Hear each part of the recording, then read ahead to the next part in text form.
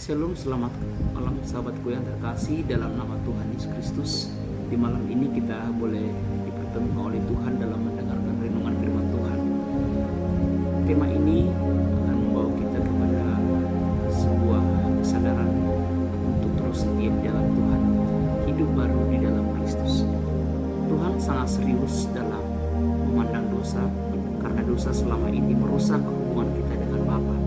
Oleh sebab itu manusia yang berdosa perlu mengalami sebuah transformasi total, mengalami ciptaan baru, dan terus meninggalkan segala dosa dan tabiat-tabiatnya.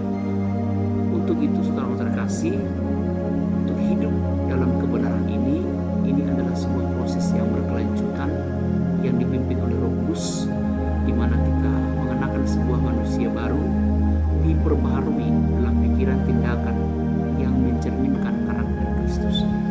Firman Tuhan juga berkata dalam Roma pasal yang ke-6 ayat ke-4 berkata demikian, saya bacakan.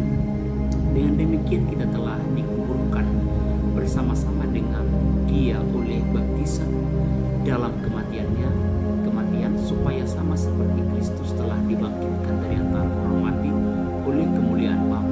Demikian juga kita akan hidup dalam hidup yang baru. Hidup yang baru bukan sekedar perubahan karakter, perubahan moral, sopan santun dan lain sebagainya, melainkan sebuah status baru sebagai anak-anak Allah, di mana yang lama telah berlalu dan yang baru sudah datang. Ini menjadi sebuah status yang jelas di hadapan Tuhan.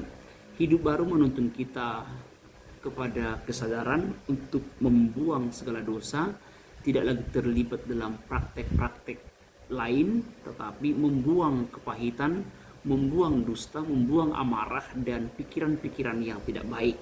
Kita tidak lagi mencari kepuasan diri sendiri, tapi hidup kita itu sudah berpusat hanya kepada satu itu, kepada Kristus itu sendiri.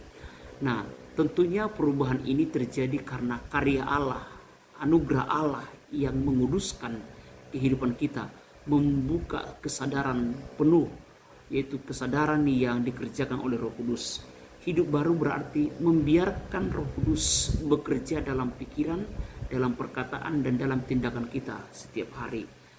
Hidup baru juga menghasilkan manusia baru, kemudian memiliki buah roh yang kita tahu 9 buah roh. Kemudian dikatakan bahwa dibutuhkan juga sebuah kesetiaan, pengorbanan, kerelaan hati, kerendahan hati, kemudian tunduk hanya kepada otoritas Allah itu sendiri.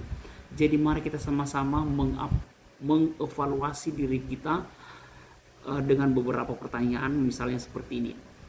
Apa kehidupan lama yang masih sulit saya tinggalkan sampai hari ini?